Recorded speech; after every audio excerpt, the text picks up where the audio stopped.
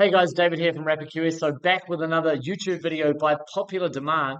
I had a couple of Instagram messages just around, hey man, can you do a pole shed? Can you do a takeoff for a pole shed? We do a lot of these labor only. So they're like, the client will do a lot of kit set supplies, but the builder will do labor only plus P&G. So I thought, stuff it, we'll do a breakdown. So what I've done here is I put together a basic labor only and a P&Gs for a pole shed. So here we go. We're going to dive into it. Let me know if we're bang on or however you think you've priced up these pole sheds. Give us your thoughts. So up the top here, I'm just making a couple of notes, 6 by 7 meters in dimension. So if we just go here up onto the first set of the plans, pretty much it gives us everything we're going to do. So 7 meters here by 6. Now what I'm going to do is just block out one bay here. So we're going to price this one bay down the back. And then pretty much what you can do is that will be your square meter rate. And then once you've worked out your square meter rate, you just get the total square meters of the pole shed, and then that's going to be what your labor rate is for the pole shed, okay? So as you can see here, it's cladded both sides. So usually a roofer will do this, but we'll just say because most of these I don't think would need a consent for an LBP for a roofer to come and do it. Sorry, not a consent, but a roofer's LBP to do these as their farm buildings. We'll just allow the builders to put this iron up. So this will exclude gutter and downpipes. No concrete funds included. On our past video, you could probably add around $70 to $80 a square meter for labor only for that. Working at heights, we're inflating the rates a little bit, and no internal linings or insulation, okay? So as you can see, we're going to do this back area here. There's a door on the side, a window, and a ranch slider. We're going to allow for the flashings, the cladding, standing all the poles, and installing rafters and purlins. So what we're going to do, we're going to go down to P&Gs. We're allowing to work in a team of 2. Site signage, we've allowed for $150. That's just to go put a site sign up and cover that cost as well. Pricing time, $550. You might get a QS to do it, or you might sit down for half a day and price it and do all the extras and the bullshit. That cost could be lower, but you want to put as much extra cost in as you can, and then you can strip the fat where you need be. Travel time, vehicle charges, we've sort of got 10 days there. So I'm thinking if you've got one vehicle on site for 10 days, the total hours that we've got for this project are sort of sitting without the additionals around about 125. So there's about 5 days there, and then allow 3 days for 2 guys.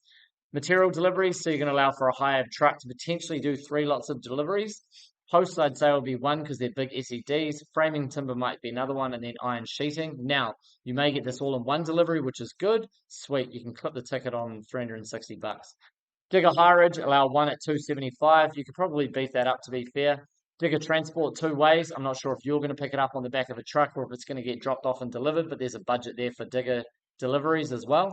Project management, organizing the boys, materials, sorting out with the client, extra site visits, organizing concrete trucks, etc., etc. 20 hours over the course of a week and a half, or 2 weeks.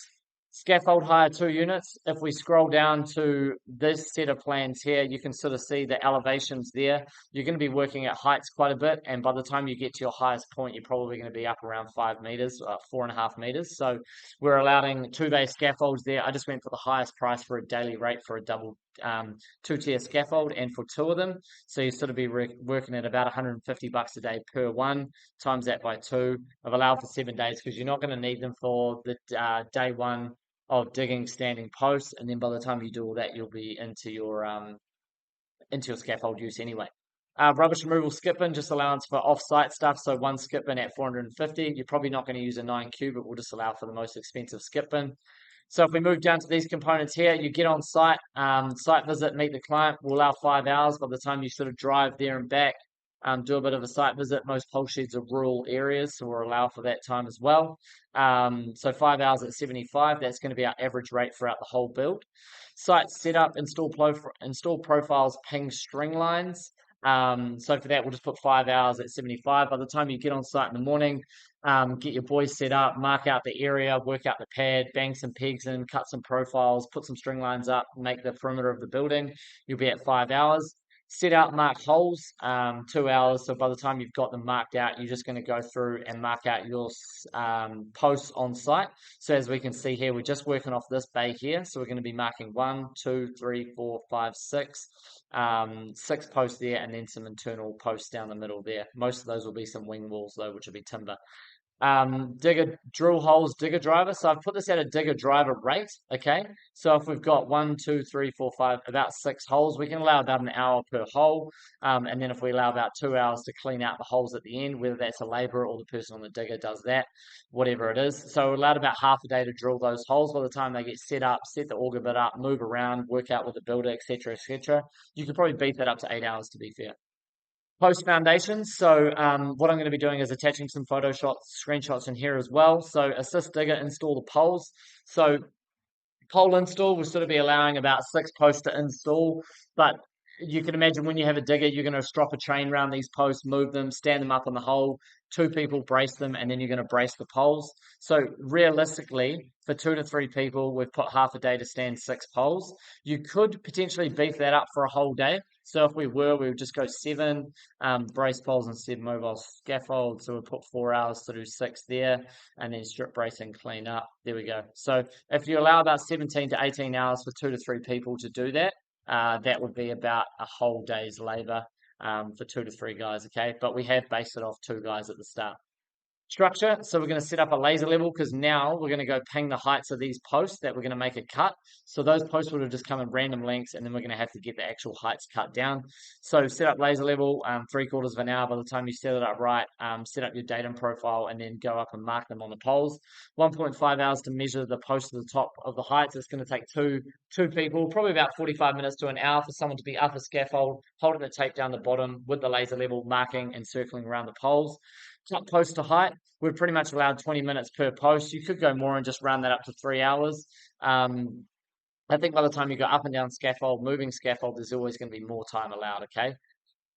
So by the time we've done that, we're sort of looking at another half, probably 7:30 to 11 to get those posts cut and lasered, okay? Cut and lag 300 by 45 end rafters, okay? So if we scroll down to this section of the plans here, as you can see in the detail, we've got 300 by 50, well, 45, 50. It'll be a rough sawn timber, sorry, so 50 to install these end rafters. If we go down to this section of the plan, you will see that we've got 6 lots of these end rafters to install. So there's going to be, sorry, just trying to find the plans here. So I always just revert back to these elevations. So you got 1, 2, 3, 4, 5, 6 rafters there to install, okay? So if we've got those, we've allowed 2.5 hours just to cut and lag, move those to the bottom of the section where we're going to install. Set up mobile scaffolds on 2 ends, 3 hours. That's just to move the scaffolds around the whole time. I know it doesn't seem like much, but setting up scaffold as well, that always just, it takes time as well. Install 300 by 45. We'll change that to 50, sorry. Just want to get that bang on. Boundary rafters, 6 hours. So we've kind of just allowed an hour per one. By the time you set up 2 scaffs, lift them up onto the scaffold, allow for some maybe extra cuts to be made, etc. There's a bit of a contingency there. So 6 hours to install those 6 boundary rafters there, okay? Install nail-on plates, M12 by M2 bolts. So I'll attach a screenshot on the page what we're doing there. But essentially, you've got to do the connections just between the end of the rafters to the post here, and there's that detail on the page. Install internal joining plates. So there's a detail there which we'll be allowing. So 0.5, half an hour. Wind column detail, install Bomac bracket. So there was 2 options there to either set it in the concrete or do a drill bolt Bomac bracket down after. So that's what we've allowed for. We've allowed for option 1. When we move down to the purlins, mark out bays for purlins, measure and cut purlins, install joist hangers, move and install purlin rafters, cut and install blocking components, nail off purlins, install bracing straps. To allow for 30 square meters there, we've allowed 28 hours. So about a day and a half to install those purlins. As you can see here, we've sort of got 9 runs of purlins to go in, and there'll be a joist hanger which needs to be marked out, cut, installed, nailed off as well. By the time we move down to the cladding and the girts section, so as you can see on these girts, we've got to do all these exterior, and that's pretty much for all the fixing and some horizontal detailing there. So there's details there, refer to photos, which we need to install for those. So mark out heights, 2 hours for 18 runs to be done. So 1, 2, 3, times that by 4, 3, 6, 9, 12, 15, sorry, there's 18 in there, including this wing wall in the column there. So 2 hours there, 4.5 to cut and measure those heights for 2 people, cut and measure those lengths, sorry, and then lag and move to site. Install and prep nail girts. As you can see, there's the girts to be installed and then the nail plates underneath. And then we've got 36 hours to install 2 of those per girt, so 2.5 hours. So by the time you get those all installed, I think it'll be around about a day to get those girts installed, okay? Cladding and sorting. So I've allowed 2 hours just to mark out the iron cladding, mark out the runs. It'll be an 860 wide sheet detail there.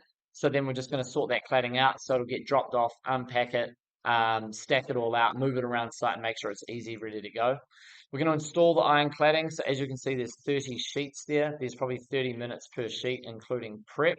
So I've allowed 8 hours, half a day, probably for 2 guys just to go through and install those sheets. I've allowed additional time there to cut. I'll probably beef that up a little bit actually, just to bring that labor rate up.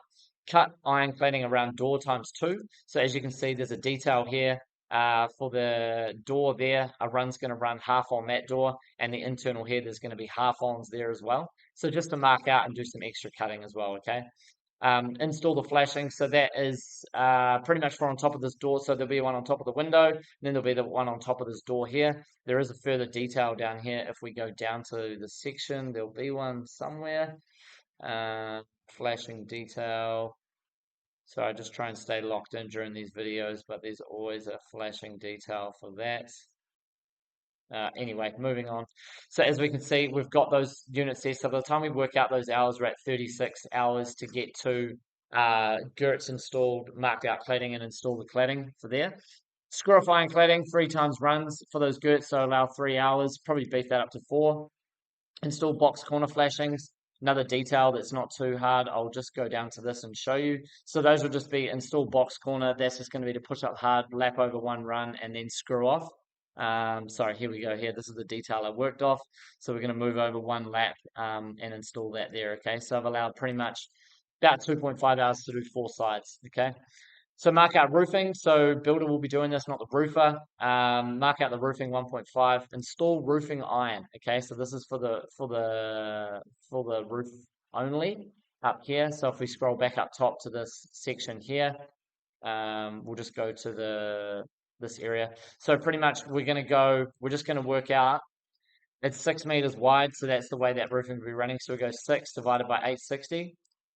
Okay, so there's going to be about 6.97 sheets on the top there, and then we're just going to times that by 2. So it works out about 14 sheets, and we've got 12 hours. It's about 40 minutes to install a sheet. But once again, we'll just allow for time to lagging roofing up on the roof, and it might need to be cut. Who knows? Depends what lengths they come in, but they should be measured to suit. Install ridge flashing 2 hours, and then screw off the roof 4 hours. Remembering it's only 42 square meters. It's not a 100 square meter house, so there's a little bit of time delay there. Additional add-ons extras, so frame out for exterior door. There's a detail in here which needs some extra framing in around that door, and install the wing columns as well on the inside. So I'll just quickly go down to that. So that's pretty much for this section here, a 150 by 50 above the opening, and then there's sections for this wing wall column here. Just pretty much got some extra time for that. Sorry, I just still getting a bit used to some of these apps when I'm working out how to move around on them, okay? So for this little wing wall column in here, which is just an internal wall, okay? Install exterior door, window, and branch slider. So I've put 1.5 hours for each of those because there's going to be no insulation on the inside. You might not even expanding foam it, so you're just going to install the window, tack it, plumb it really, and nail it off. 3 hours for the ranch slider, 1.5 for each. So you've got 6 hours for those 2 units there. We'll allow for internal arcs, so an hour 10, hour 15 per unit, just to do architraves on the inside. As you can see, we've got a few extras down here. Install in gusset plus cut and install. So there was a detail up here. I'll just roll back to it. Pretty much the gusset is this end section in here, which is just a piece of timber. If I come through the gusset. So yeah, there's one girt and gussets going up the top there. Gusset on the inside here, okay? So that's a piece of timber that's going to go in through there. Allow half a day for miscellaneous defects, and daily site tidy, sort of 1 hour a day, allow about 10 to 12 days, okay? So if we're going to work through that, pretty much what we've got there is we've got 180 labor hours. So if we were going to divide that by 180 labor hours divided by 3 lots of people, 180 divided by 3 guys on site a day, allow 9 hours, 9 times 3. 9 times 3 guys, 27 hours a day. So 180 divided by 27. Okay, so that allows about 6 to 7 days there. So pretty much that's give or take. Remember, I'm just estimating off labor experience only, just what I think it would take to do these. I did a few in my apprenticeship and have liaised with a few of the QSs, so this is sort of around the labor hours that we're sitting. But when we come up here, we've got a total budget of 20,000, pretty much $20,000 labor only for that full scope. Remember, most other pole sheds wouldn't be all cladded in 4 sides as well. Okay, size 42 squares, so the square meter rate for that job is coming out at $477. That is labor only with P&Gs. Now, if you're just a builder doing it for another company, sorry, excuse me, these P&G, most of these items might get taken away, so that's where there's a bit of fat included as well. And I've got these in at 75, so if you're going to do that at 65 or 55, the rate would come down. But please comment below, let us know if you enjoyed that video, if it was helpful, and if you do some pole sheds around New Zealand, let us know what your rates are and what you're working off. Would be interested to know. But yeah, hope you enjoyed that video. Let us know what you want to see next, and thank you very much.